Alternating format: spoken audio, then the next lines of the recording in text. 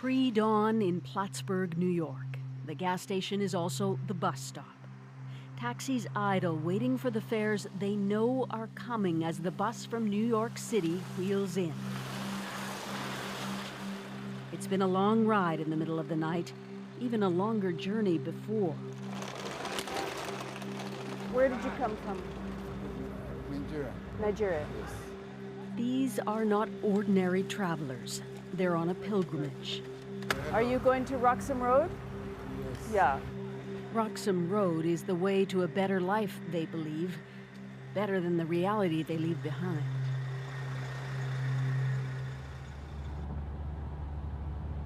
This 30-minute ride has become an underground pipeline for people using the U.S. as a jumping-off spot for a chance at sanctuary in Canada. Turn right onto Roxham Road. Roxham Road is a one-way route out of the U.S. Just ahead, where the road ends, is the border with Canada. As the shuttle arrives and those passengers clamber out, they collect up their belongings, everything they can possibly carry. The RCMP is waiting. This is not illegal port of entry. This is an illegal point. This is not a way to come in. Yes, we know. Okay. Does anybody have a valid visa currently for the United States, even if it expires soon? Yes. Are you aware that the very minute you cross this border, your status in the United States is nullified? Yes. The RCMP is obligated to tell them with one step across they will be arrested. But still, if they can slip into Canada, they will be considered for asylum status. And that sliver of hope is enough for desperate people. Just because you come here doesn't mean you get to stay. Yes, and we believe in this. Do you have any questions for me? No. We just want to come in. That's it. No. Please. For the fact that we believe in Canada, that Canada can solve our problem. That's why we are here. We are saving And we don't have any other choice to go We don't back. have any other place to go back. Our mind is made up. We want to come into Canada. That's it. But this is a mock standoff, really. Almost no one who comes here turns away. One man, fed up with waiting, just walks on by undeterred, seemingly oblivious to the RCMP warnings, which sets the others in motion. Some of these families appear to have flown into New York City, bussed up here, maybe on U.S. tourist visas. Others have been living temporarily in the U.S., like Lillian. How did you find out about this I route? got to see on the TV. Yes, and I went to Google. I went to search Google, and I figured out this is what everybody's doing, that Canada has a future for the children, for everybody. So that's why I want to give it a chance. It is a risk. I understand that. I want to take the risk because I know there's a future here for me and the baby. Why don't you stay in the United States? Because Donald Trump don't want me to stay in the United States. He said he doesn't want immigrant. I'm illegal in the United States because I only have visa. And if you don't want me, I cannot stay there. When is your visa up? You already have. It got expired on July, about a couple of months ago. So my baby is citizen, but I don't care. Because I believe Canada has better offer than United States can offer me. Do you think Canada will let you stay? Yes, they will let me stay. Why do you think that? Because I'm not going back. They don't have a choice than to let me stay. That's why. No matter what the Canadian government does to slow down the influx, they're still coming. Just in August, look how many crossed over right here, more than 5,000. And so many were kids, over 1,100. Now, not as many Haitians, but clearly word's gotten out in the Nigerian community. Who's next?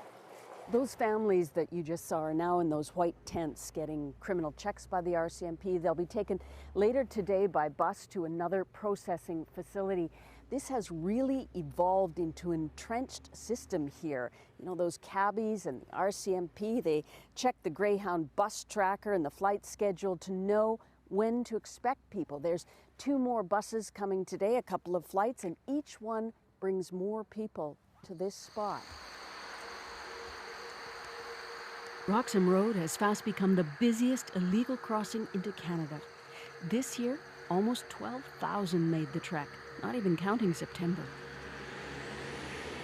And in Plattsburgh, It's creating a flush new economy vulnerable to abuse. Back at the bus station, local taxi drivers compete to scoop up passengers. Hey guys, hi. This ain't on film, is it? Yeah. No, I don't want my picture taken. The owner of Northern Taxi was fined for gouging migrants, charging 3 times a reasonable fare to the border. So the drivers are twitchy, but they've seen a lot. It's a tragedy, honestly. It's like straight up, it's a tragedy. I feel fucking shitty for these people because they ain't got no other choice. Like, they gotta give up everything. I couldn't imagine that, honestly. I could not put myself in their shoes and have to give up what they have to give up. But, like, all we can do is do our job, and they want us to take us somewhere, we take them somewhere. I try to help them, and I coach them, and I'm sorry. And I've been yelled at many times by your guards over there, but you know what? If they're family and they look like the people that need it, I'm going to help them. Joe Remestella says he's made enough from trips to the border this summer to take the winter off. So they go across the border, and what do? Well, they'll give me a phone number to call. Would you please call my pape or whatever when we go over? Because like I said, no one's really sure what's physically going to happen once you cross that little imaginary line. Some people are really scared. So when you call that family, what happens? Well, some will have a breakdown of crying. And then some will say that my other uncle is going to come next Friday. You get a lot of that. Do you figure that this is just going to keep going? My feeling is why they keep the border open, you have somewhat small control over who's coming in your country. That's how I feel. Because when they close that little road, there's 50 other roads.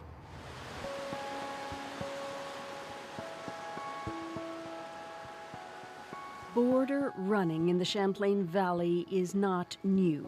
Plattsburgh was part of the Underground Railway for American slaves making their way north to Canada. There's over 500 kilometers of frontier where New York, New Hampshire, and Vermont butt up against Canada. And Roxham Road isn't the only place people jump the border. We can actually get up to the border and patrol east and west.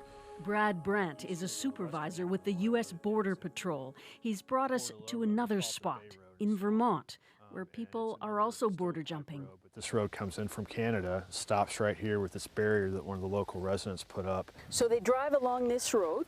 Yep. They'll get and dropped they off. just hop over the logs and... They're in Canada. So we've had people, just like at the Roxham Road, we've had people that fly into JFK, take a bus to Burlington, take a taxi from Burlington to this location, enter Canada and get arrested by the RCMP and claim asylum. And do you think the messaging was that Canada was open to this? I think that's what the Premier said right up front, didn't the Prime Minister? The Prime Minister said that right up front, right? And so I think people took that literally. Close to the international border, Brandt tells us his officers can only apprehend border jumpers who are illegally in the U.S. If they have a valid visa, like a tourist visa, he can't touch them. And many come into the U.S. that way. This is it. Roxham Road. Roxham Road.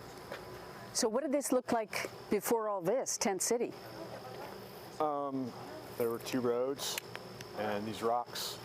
And that was He points out that all the attention on this hot spot here at Roxham Road has made this place more secure, but there's a downside.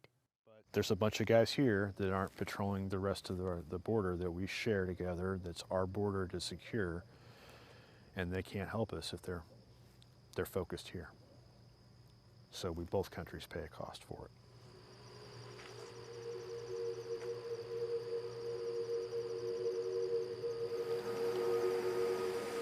Trump's anti-migrant warnings are propelling people north, running the border here instead of crossing at the official border nearby.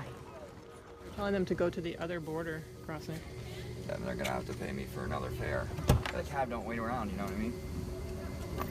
Next year, temporary protected status for many in the U.S. may not be renewed, so more will come. Some of them utterly desperate, like Aisha, Nigerian, alone, with 4 kids. She bussed up here from Philadelphia via New York. How long have you been in America? Close to a year now. There's no job with 4 children. No job, nothing, no place to live. We used to go to church, to go to mosque. beg for money, for food, for our children. Now they don't want to take them in school. Do you have legal papers to stay in America? I don't have legal paper. Right. I don't have legal paper. I left Nigeria with frustration. I get to America, it's even worse. Look at my kids. Please, we need home. We need home. You need a home. Our children need to go to school. In Africa, those children, they don't want them to go to school. They want them to go for Arabic school. At the tender age, they'll give them to man. Do you think you'll be able to stay in Canada? I can work. I can work. I'm an African woman. If I see job, I will do it. I want to take care of my children. I want better life for my children. Steps from Canada, these migrants are powerless. They will be arrested.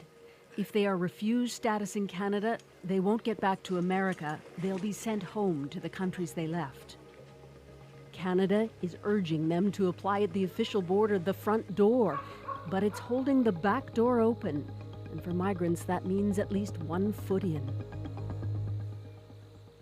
Susan Ormston, CBC News, near Plattsburgh, New York.